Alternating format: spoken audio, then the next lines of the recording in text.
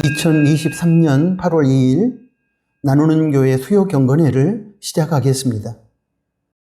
하나님께 찬송 드리겠습니다. 492장 새 찬송가 435장입니다.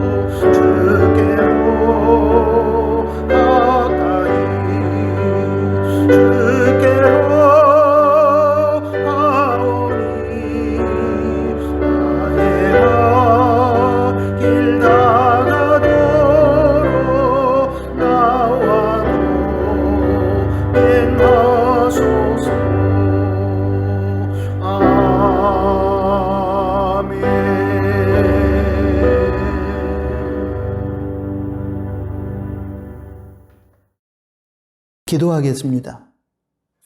하나님 아버지, 오늘 저희들에게 수요 경건회로 모일 수 있도록 인도해 주셔서 감사합니다. 하루를 마감하는 저녁 시간에 다른 일로 인하여 저희들이 분주함으로 이 자리를 기억하지 못할 때도 있으나 저희들이 오늘 이 시간 이 자리를 기억하고 불러주신 하나님의 부름에 응하여 이 자리에 참석하여 찬양케 하신 것을 감사합니다. 찬양 가운데 거하신 하나님을 만나게 하시고 또 주신 말씀 속에서 우리를 향한, 시대를 향한 하나님의 마음을 알게 하여 주십시오. 그리고 그 하나님의 마음과 뜻을 붙들고 순종하며 승리하는 인생을 살아갈 수 있도록 성령 하나님께서 이 시간 함께하여 주십시오. 예수 그리스도의 이름으로 기도합니다. 아멘.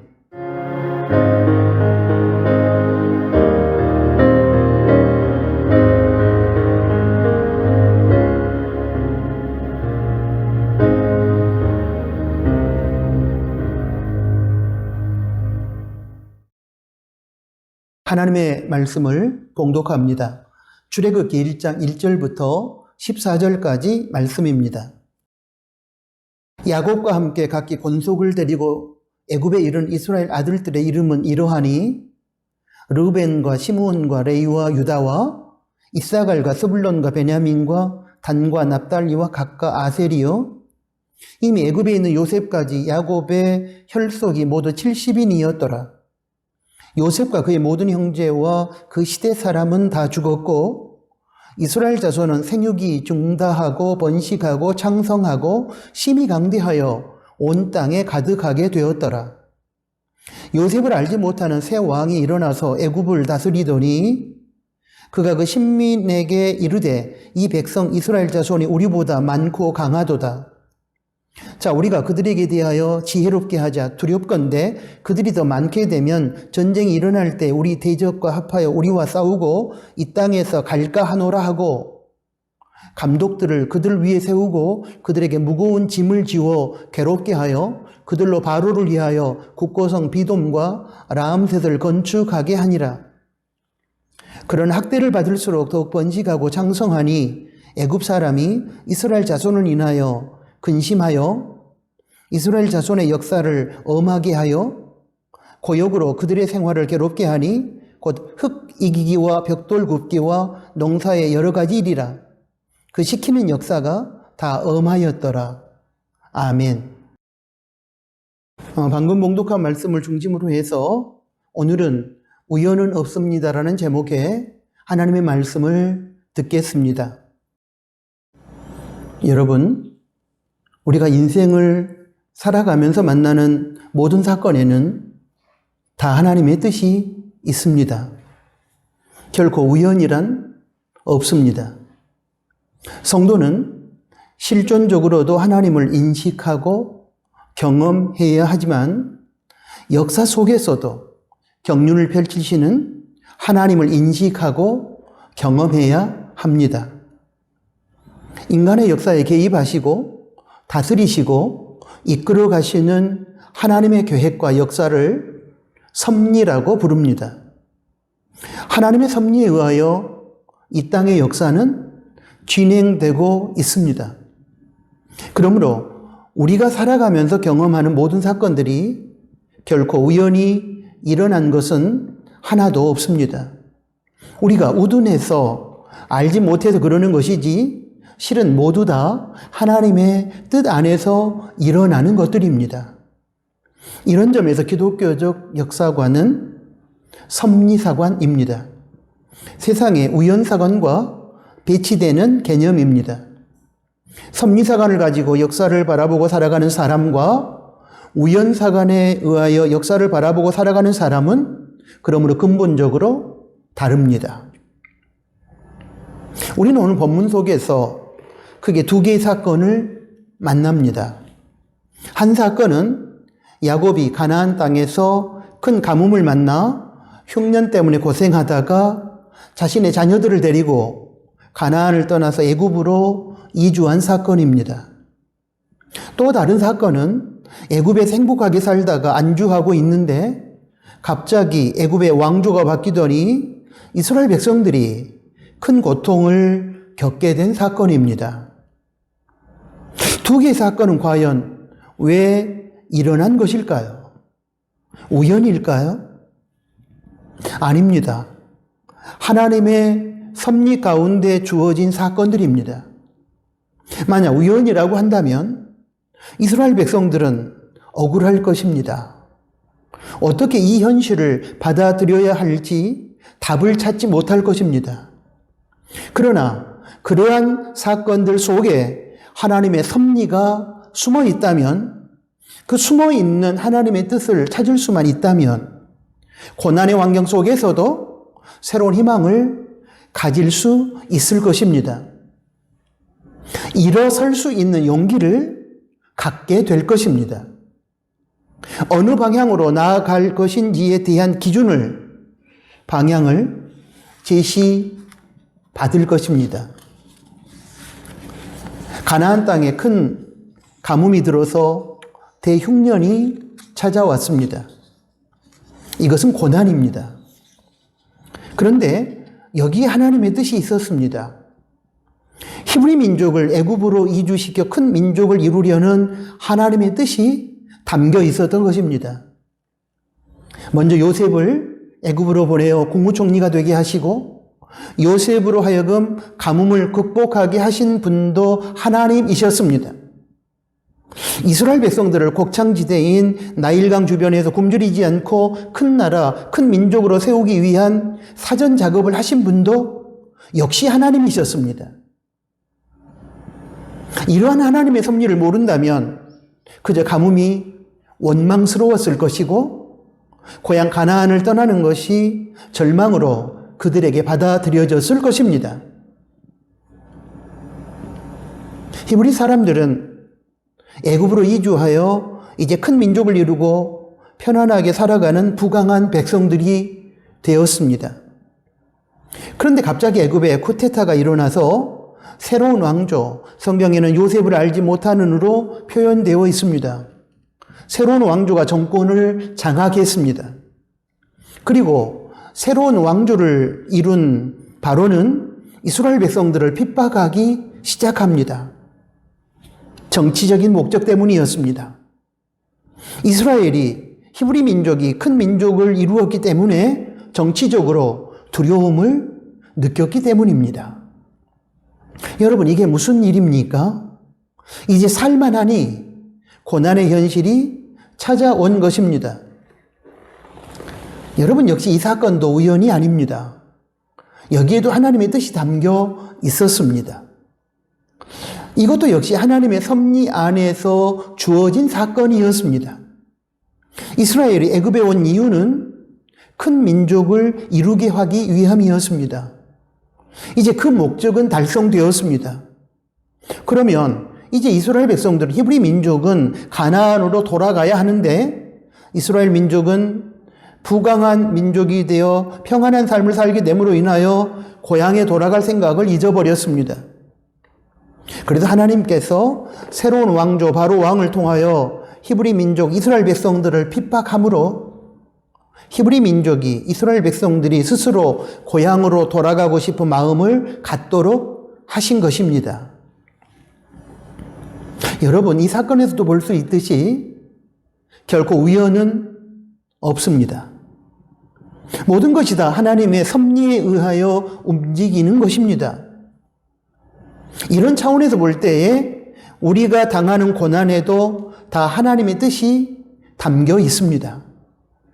이때 하나님의 뜻이 있음을 믿고서 고난의 사건들을 바라보면 사건 자체 때문에 우리가 일희일비하지 않게 될 것입니다. 하나님의 뜻이 있음을 믿고 하나님의 섭리사관에 입각하여 사건을 바라보면 상황과 환경을 우리는 주도할 수 있습니다. 매사가 우연히 일어난 것이라고 생각하고 사건 자체만 바라보면 상황과 환경에 끌려다니는 삶을 살게 되지만 매사에 하나님의 뜻이 있음을 믿고 하나님의 섭리사관에 입각하여 사건을 바라보면 우리는 상황과 환경을 분명히 주도할 수 있습니다. 역사의 흐름 속에서 우리들에게 찾아오는 이런 구체적인 사건들을 우연으로 보거나 인간적인 눈으로만 바라보면 우리는 쉽게 흔들리고 쉽게 흥분하고 쉽게 불평하고 쉽게 분노하고 쉽게 좌절하고 쉽게 절망하게 됩니다. 그러나 하나님의 섭리 차원에서 바라보면 우리가 세세하게 구체적으로는 알지 못한다 할지라도 무언가 여기에 하나님의 뜻이 숨어 있음을 믿고 바라본다면 우리는 불평할 이유도 분노할 이유도 좌절하고 절망할 필요도 없을 것입니다. 하나님의 우리를 향한 더 나은 계획 속에서 주어지는 사건이기 때문입니다. 설령 우리가 죄를 지어 매를 맞는 징계의 차원에서 주어지는 고통의 상황이라 할지라도 우리가 회개하고 실패 속에서 새로운 세계를 배우는 기회로 만들 수만 있다면 거기에도 발전적인 하나님의 뜻이 담겨 있는 것입니다. 우리가 실패 앞에서도 하나님의 섭리로 그 실패를 해석하고 나아갈 수만 있다면 더 나은 세계를 우리는 분명히 경험하게 될 것입니다. 사랑하는 교우 여러분, 이 세상에 우연은 결코 없습니다. 모든 것이 우리가 몰라서 그러지 하나님의 뜻에 의해 움직이는 것입니다. 우리는 그것을 하나님의 섭리라고 부릅니다. 저와 여러분이 인생을 살아가면서 만나고 경험하는 사건 하나하나에 하나님의 마음이 담겨 있음을 우리는 믿어야 합니다. 하나님의 계획과 뜻이 거기에 담겨 있음을 우리는 확신해야 합니다.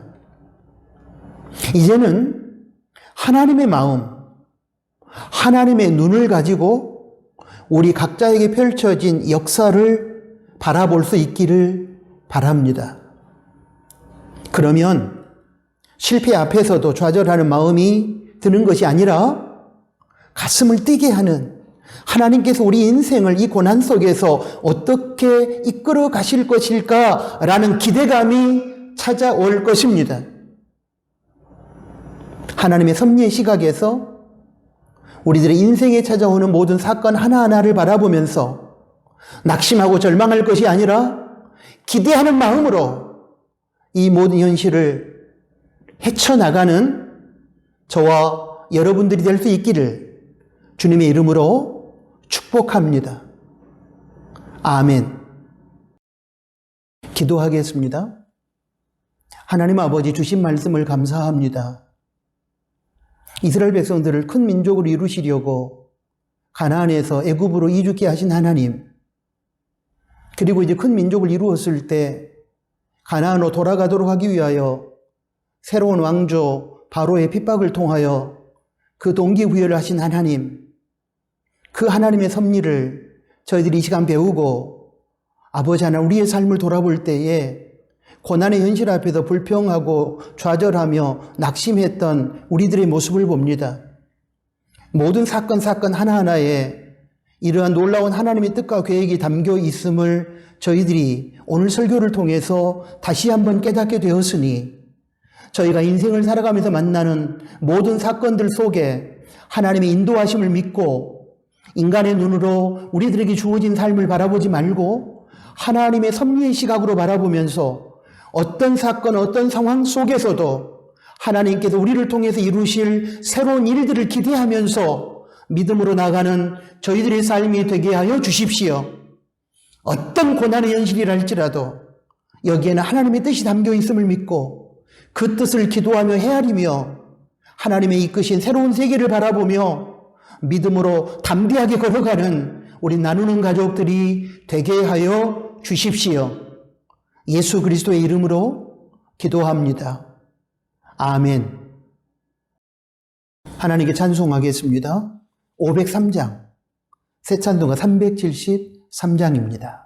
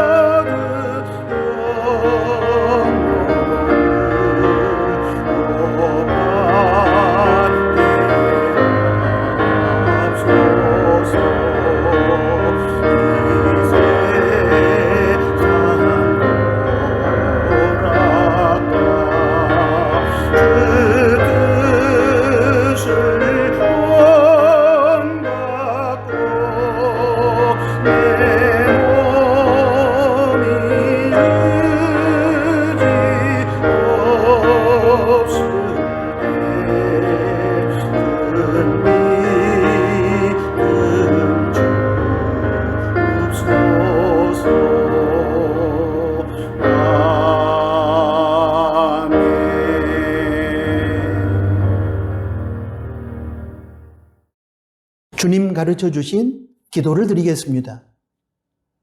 하늘에 계신 우리 아버지여, 이름이 거룩히 여김을 받으시오며 나라에 임하옵시며 뜻이 하늘에서 이룬 것 같이 땅에서도 이루어지이다. 오늘날 우리에게 일용할 양식을 주옵시고 우리가 우리에게 죄 지은 자를 사하여 준 것 같이 우리의 죄를 사하여 주옵시고 우리를 시험에 들게 하지 마옵시며 다만 악에서 구하옵소서. 대개 나라와 권세와 영광이 아버지께 영원히 있사옵나이다. 아멘.